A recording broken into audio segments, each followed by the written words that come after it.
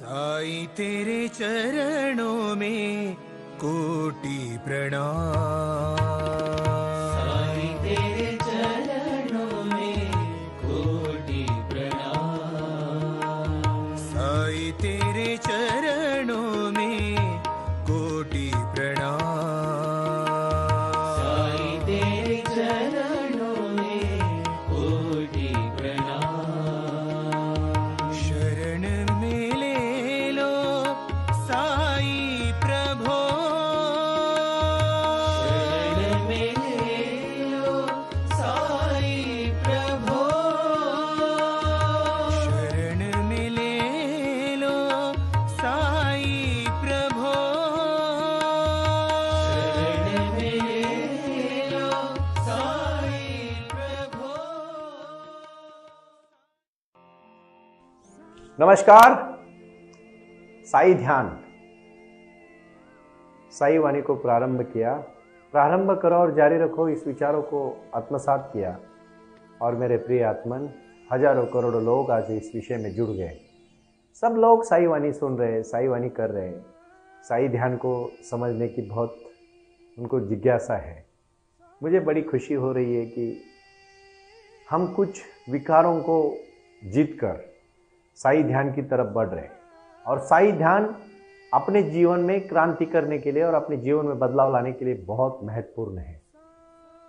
मैं उस कहानी से शुरुआत करना पसंद करूंगा।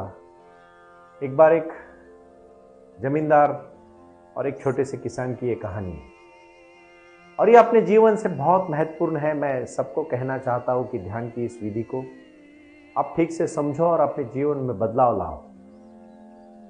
बहुत सारी किताबें तो मैंने इसके लिए लिखी है और किताबें आपको सबको लेना भी है, पढ़ना भी है, मेरे शिविरों में आना भी है और ध्यान करके हमारे जीवन में बदलाव भी लाना है। साई ध्यान ही सब कुछ है और साई ध्यान के माध्यम से जीवन में क्रांति लाना, उसमें कोई दोहरा नहीं, कोई समस्या नहीं। कोई समस्या अगर है भी तो उसको सुलझने की और उसको दूर करने की शक्ति साई ध्यान में है। और साई ध्यान करने जाओगे तो अपने जीवन में बदलाव लाओगे। वो किसान अपनी खेती में काम करता है और खेती में काम करते करते उसको एक पत्थर मिलता है, लेकिन वो पत्थर थोड़ा अलग होता है। वो चमकीला पत्थर देख के वो बहुत खुश हो जाता है। अपने घर वो शाम को पत्थर लेके आता है तो आते आते रास्ते से कोई बता देता है कि किसान को कोई पत्थर मिला है, बहुत अलग पत्थर है।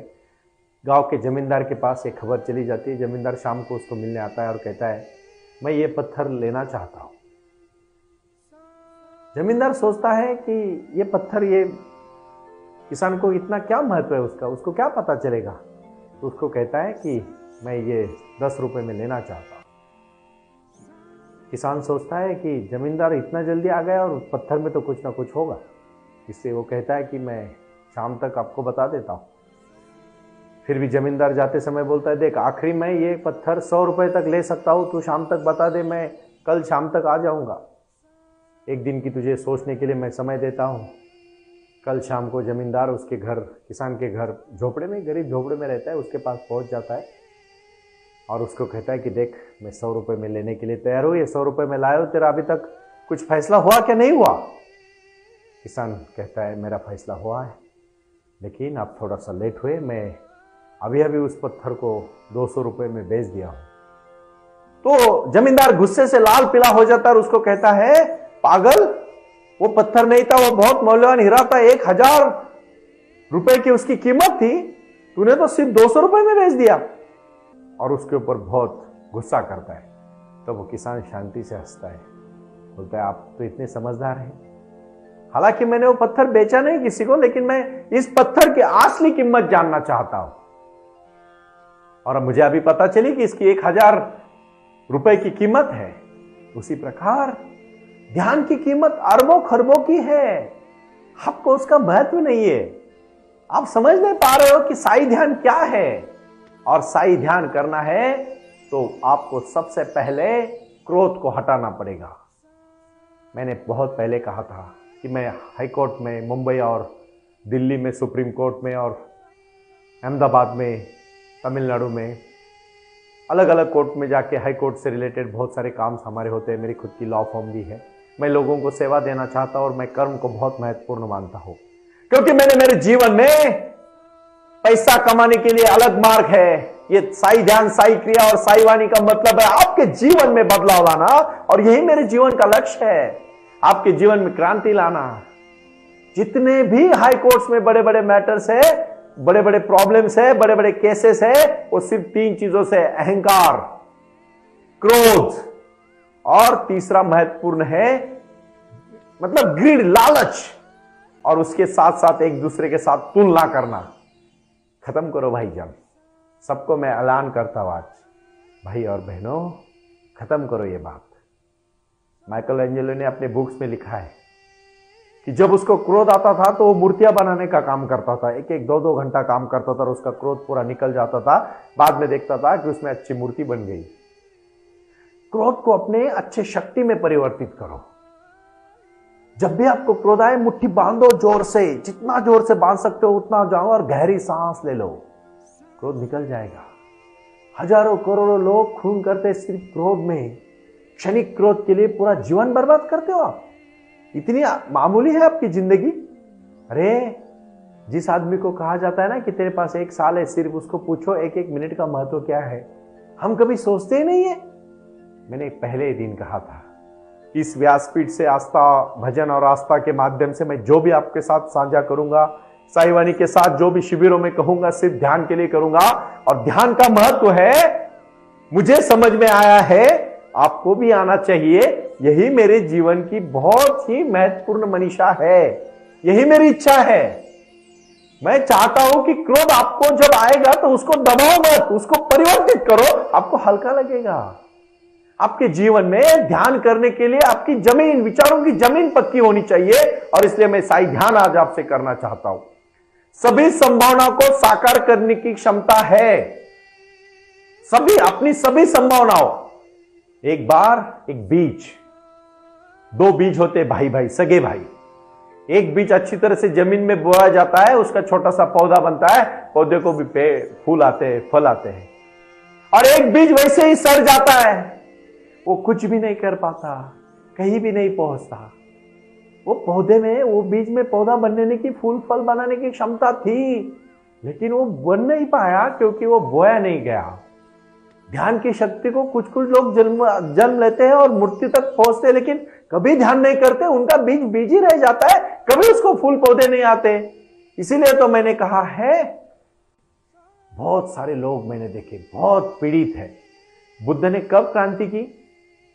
गौतम बुद्ध के जीवन की एक छोटी सी कहानी है, शांति से आप समझ लेना। गौतम बुद्ध एक गांव से गुजर रहे थे, और जब गुजर रहे थे तो उनको कुछ लोगों ने फूल भेंट दिए, उपहार दिए। उन्होंने नम्रता के साथ उसको कहा कि आप आपके पास रखिए, मैं बहुत खुश हूं। आगे चले जाते। कुछ लोगों को गुस्सा आता है तो वो उनको गालियां देना करते, पत्थर मारने की कोशिश करते। गौतम बुद्ध कहते हैं, आप जो मेरे साथ व्यवहार कर रहे हैं वो तो उचित नहीं है, मैं इसके ऊपर सोचूंगा, अगर वो जरूरत में गलत हूं तो मैं ये गालियां मेरे पास लूंगा, नहीं तो आपके ही पास रखिए। तो वो लोग कहते हैं, हम इतना आपको गुस्सा दिला रहे हैं, आप ऐसे कैसे बोल सकते हो? आपने तो तुरंत हमारे ऊपर गुस्सा रिएक्ट करना चाहिए, हमारे को प्रतिसाद देना चाहिए। गौतम बुद्ध जी कहते हैं, आप जिसको गालियां दे रहे हो मैं हूं ही नहीं, तो मैं क्यों ले लूं? आपके गांव आने से पहले मैं दूसरे गांव से होके आया, तो वहां के लोगों ने मुझे फूल और उपहार दिए, मैंने उनको भी नम्रता के साथ कहा आपके पास रखो, तो उन्हीं के पास है। कहना इतना ही है, कभी भी जिंदगी में गुस्सा आएगा ना, 24 घंटा उसके ऊपर रिएक्ट मत होना। भाई और बहनों, विश्वास देना चाहता हूं, ये ध्यान की सबसे महत्वपूर्ण प्रक्रिया है कि ध्यान को समझो। ये वो अवस्था है जब हम पर विश्व शक्ति की बौछार होने लगती है। हम जितना ज्यादा ध्यान करेंगे उतनी ही ज्यादा विश्व शक्ति हमें प्राप्त होगी।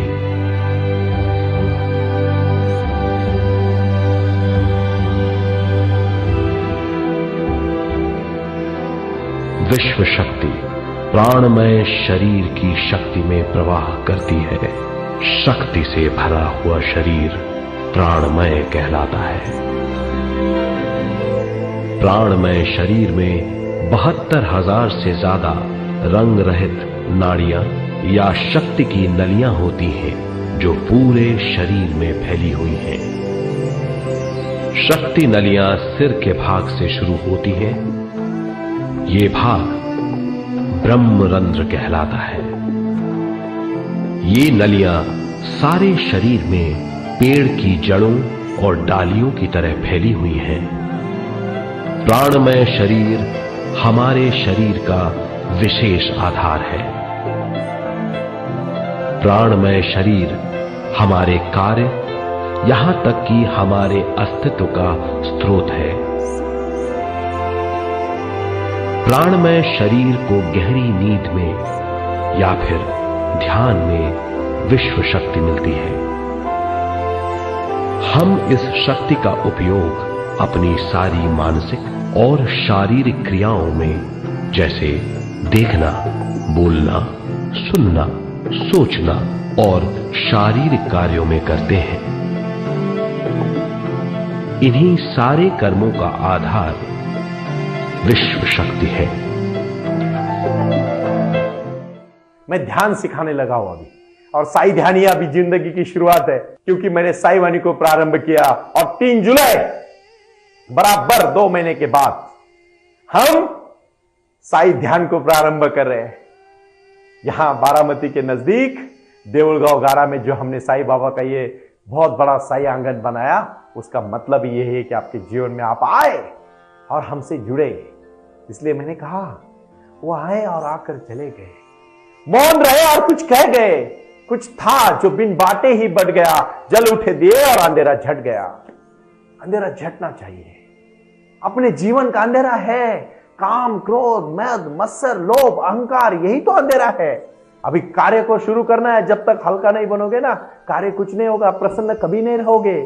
देखो, 2 नंबर करने वाले, खून खराबा करने वाले, दूसरों को नीचा दिखा के खुद को बड़ा करने वाले, बहुत सारे लोग तो अपनी पूरी जिंदगी में दूसरे के साथ कंपैरिजन करने में चली जाती है।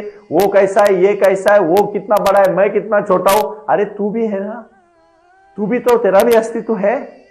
तू तेरा समय दूसरे के लिए क्यों व्यर्थ कर रहा है? तू तेरे समय के लिए खुद के ऊपर ध्यान दे, तो आगे जाएगा। पता है, मैं आपको एक छोटा सा निजी राय बताता हूं जीवन में सक्सेस होने का। जो करना चाहते हो ना, उसको हर दिन थोड़ा थोड़ा करो, एक दिन आप पहुंच जाओगे। लेकिन आप क्या करते हो पता है? एक दिन बहुत करते हो, दूसरे 10 दिन सो जाते हो। मैं भी आपके साथ इतनी बार अभी साई वाणी से लगातार 2-2.5 महीना हो गया जुड़ा हूं। मुझे भी कभी थकान जैसी महसूस होती है, लेकिन मैं उस समय एक ही चीज याद करता हूं कि मेरे लोग मेरा इंतजार करते होंगे साई वाणी सुनने के लिए, तो मेरे को थकने से नहीं चलेगा।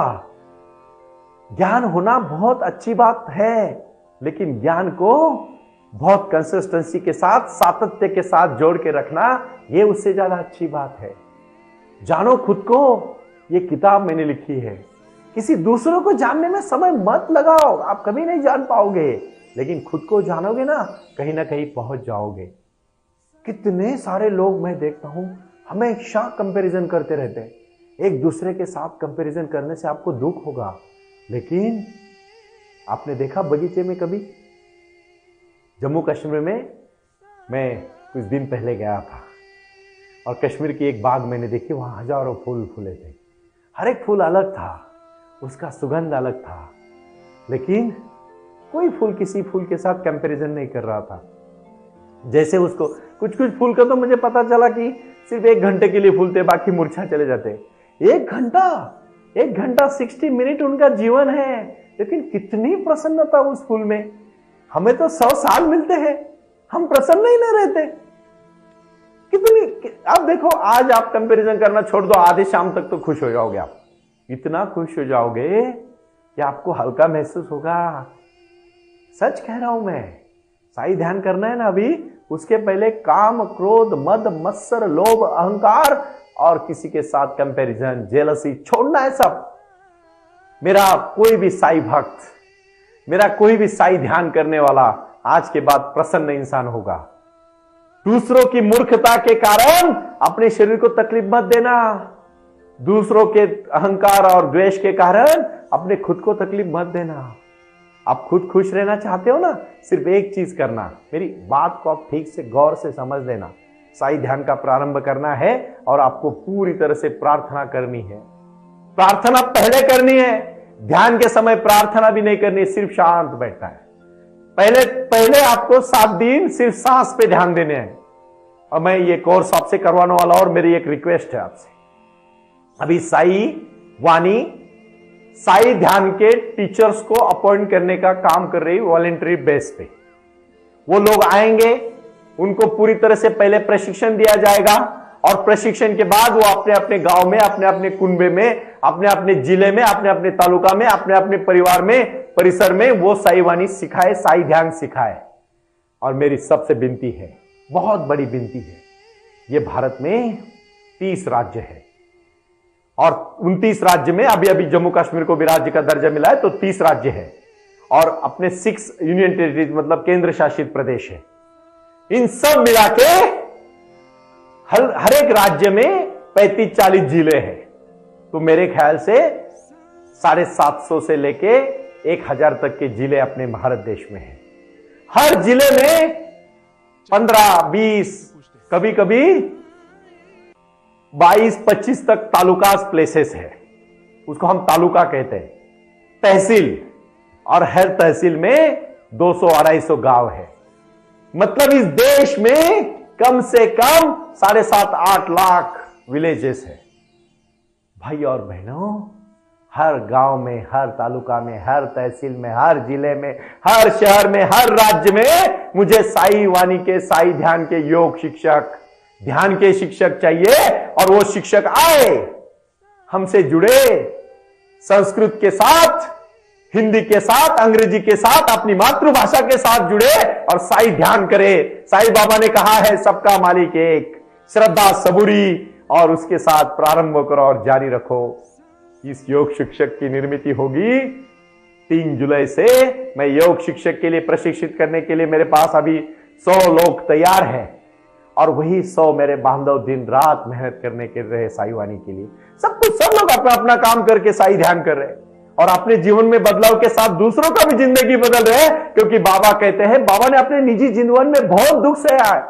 जब भी उनको समस्या आती थी वो लोगों के पास जाते थे, अपनी समस्या, सबसे ज्यादा आबादी, सबसे ज्यादा ऊर्जा है देश की, ये बुक्स मैंने लिखा है। इसलिए मैं कहना चाहता हूं, कुछ कर गुजरने के लिए मौसम नहीं मन चाहिए, साधन तो जुट जाएंगे, संकल्प का धन चाहिए। यस, मैं आपको सिखा सकता हूं जिंदगी में क्या करना चाहिए। मुझे ज्ञान मिला है, बाबा ने मुझे आशीर्वाद दिया है आप सबके लिए, मेरे अकेले के लिए नहीं। जो मैंने पाया है मैं बांटना चाहता हूं, खुशी से बांटना चाहता हूं। सिर्फ और सिर्फ जीवन बदलना, यही मेरी क्रांति है। ना मुझे आपसे कुछ लेना है, ना मुझे कुछ देना है। मुझे सिर्फ आपके जीवन में क्रांति करनी है और बदलना है। मुझे व्यवहार करने वाले आपको करोड़ों मिलेंगे भाई और बहनों, बट आपका ये भाई एडवोकेट डॉक्टर सुनील नाना साहब करते आपके लिए 24 घंटा हाजिर है, क्योंकि आपकी जिंदगी बदलना भी मेरा फर्ज है। मुझे पूरे देश में कम से कम 10,000 टीचरों की फौज तैयार करनी है, जो टीचर कल के भारत को बनाने का